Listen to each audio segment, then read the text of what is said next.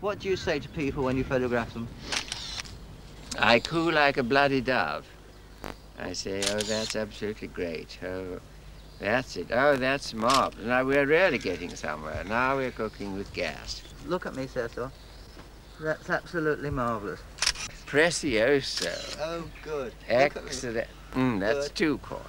I really can't go that far. Good. Can you coo some more? Yes. All right. No. Can I fall out? Yeah. Can I get down, please? Yeah. Thank you. Go ahead and walk towards me. Walk towards you. Yeah. You're going into a bush if you're not careful. Good. That's right. Good. Now A bit you more get... animated. Oh, what can I do? You can walk a bit faster. Right. How about Good, that? that's Sort great. of Send the hat up again. Oh! Oh, good. Well, Fine. Anything else that's been thrown up? no, you're marvellous. Any good? Yeah.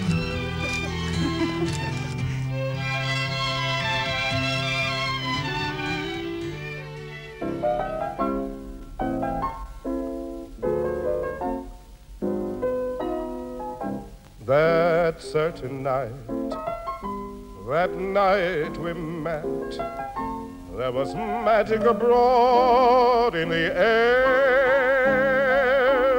There were angels dining at the Ritz, and a nightingale sang in Berkeley Square.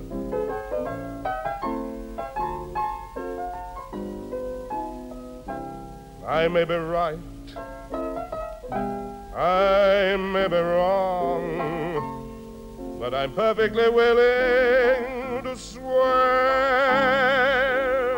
that when you turned and smiled at me, a nightingale sang in Berkeley Square. I know, 'cause I was there that night in Berkeley Square. I was born on Hampstead Heath, a place called Langland Gardens, where the air, my father thought, was so much better for growing children. I love the sort of freedom that the country gives you, and that's become more and more important to me, I suppose, because I was rather restricted as a child. And I remember the first time I went to a real country holiday to Gloucestershire. It was so wonderful that it sort of impregnated in my very fibers, tissue, and I love it so. I used to be thrilled by these sort of sooty black barks of oak trees. We had a wonderful one in our garden. And I used to take photographs of my sisters over there in the botanical gardens. You had to have special permission to use a tripod. And I was thrilled that Pavlova, the dancer, used to live over the hill at Ivy House. And I used to dress my sisters up. They were very gauche, rather ugly little schoolgirls, dressed as Pavlova. And I think it all is absolutely filled with memories, and most of them very happy ones. I didn't quite so much enjoy walking over the heath to go to school. That was rather alarming, particularly in winter, and going home at night I never enjoyed, because I was sort of rather afraid of unknown things that might lurch out of the dark. My mother came from Temple Sowerby, a very small village in Westmoreland on the borders of Cumberland. And she was one of many very beautiful sisters. And she came to London to stay with a married sister and met my father, who was, I suppose you would say, a timber merchant. He was in the timber world. And he was a great amateur actor.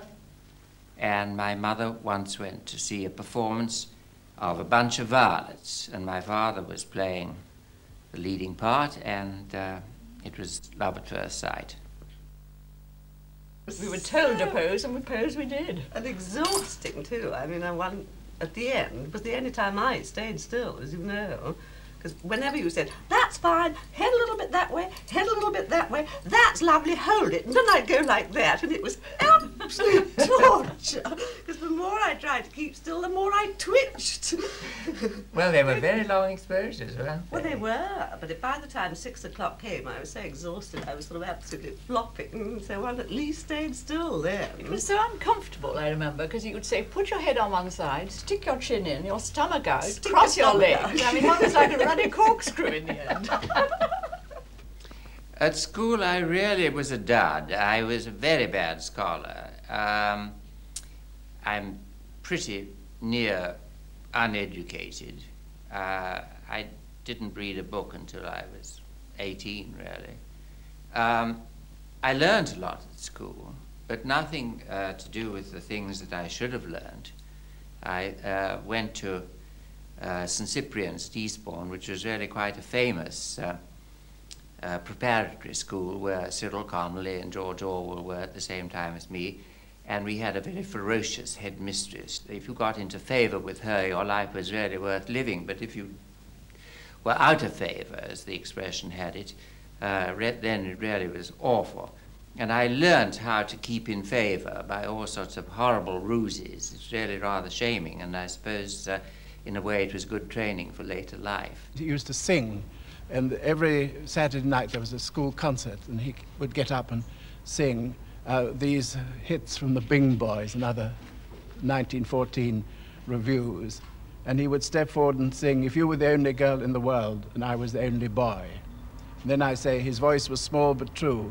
And when he sang these sentimental songs, imitating Violet Lorraine or Beatrice Lilly, the 80-odd wild Frisians felt there could be no other boy in the world for them.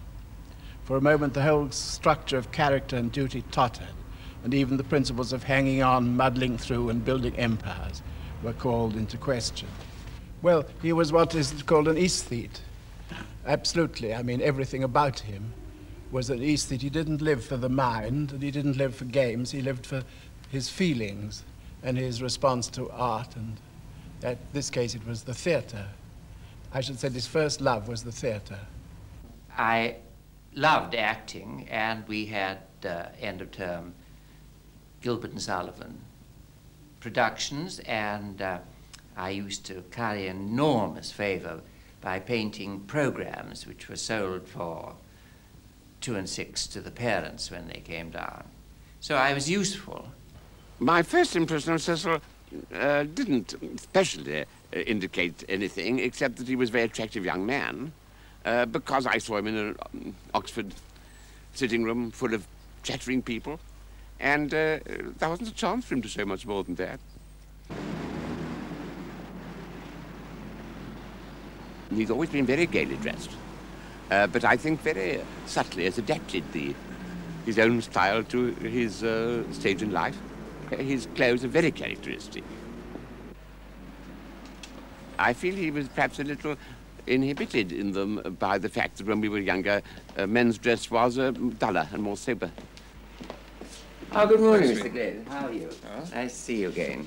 It's time for some new hats, I'm afraid. Right. But I'm awfully pleased with that sort of mush-colored velvet one. I think that would be terribly nice. Possibly if he'd lived now, when the men's dress can be more fanciful, he'd have had more chance to shine. But he managed to shine pretty well. And of course he was wonderful at a thing like a fancy dress party. The best party I ever went to was the fancy dress party he gave at Ashcombe in the 30s. And I think he changed his fancy dress about 3 times during the evening. I can't remember, but he always seemed to be different. Of this stuff, it's awfully good. Yes, it keeps the wind out. It never wears out. And the shabbier it gets, the nicer it is. Right. I really love it. Adore corduroy. Well, they're the sort of full... A really big cap. Full floppy ones, yes. Where in the country, I do a lot of gardening, and I find that they fall over one's nose so that one can't really see. What does Cecil Beaton look like? Well, I think he's very distinguished looking, with aristocratic features, an aquiline nose, lots of cartilage and good bone, rather hideous mouth, very nice hands, tall, very good length of leg, which is something that's most important, especially as one puts on a good deal of weight Michelin tires round the middle. I don't think good looking at all. I mean, it's not the sort of looks that I would like to have at all. I'd like to have much more of a sort of wart face, a mushroom face, an embryo face. I don't want to be distinguished. I hate that. You like my tie? I designed That's very good, isn't it? Well, I designed it for America. I'm rather pleased with the way they turned out. It was a friend of mine, Curl Ling, who is at Oxford, who said to me something which was very wise and happened to be very true. He said, I don't think you need worry too much about your career and what you're going to be. I should just become a friend of the Sitwells and see what happens. Well, I didn't make a beeline for the Sitwells, but strangely enough, really, that's what happened. I got to know Edith. I took photographs of her, which was a very high point in my career, because one couldn't take a bad picture of her. And Osbert was very kind to me. In fact, I became a great friend of the three of them. They got other people to sit for me. They encouraged me. They gave me a job to do the decor for a play that they wrote. And through them, I think that I got my foot into the door of the sort of life in London that I really was craving for. My name became really quite well known in very strange ways. An uncle came to dinner one night, and he said he'd been to a vaudeville theatre in the Edgware Road, and some red-nosed comedian had ended his act by saying, well, I'm just going off to be photographed by Cecil Beaton. That was very astonishing for my father, who was quite baffled at the way things suddenly moved, because very soon I went to America.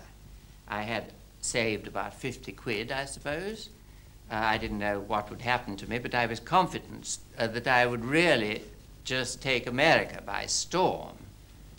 Well, it took some time, and it was touch and go whether I could get out with paying my bills or not. And then suddenly things went well. I got a terribly good contract from Mr. Condé Nast to work for the rest of my life, I imagine, with him.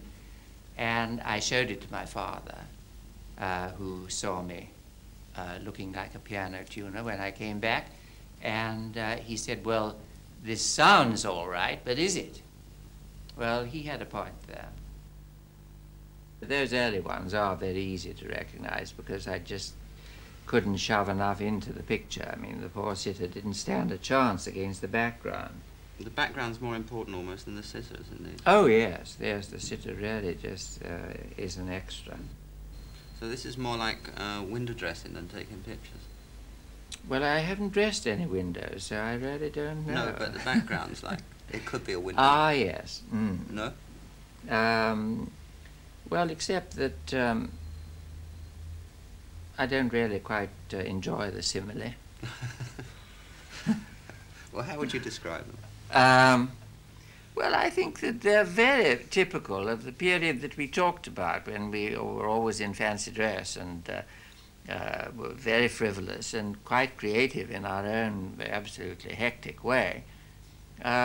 You know, cellophane was the new thing, and American cloth, and shiny tinsel foil, and Oliver Messel masks, and doves, and I don't know, the lot. You could almost describe them as being very camp, no? Very camp. Oh, yes, high camp. Good. Good.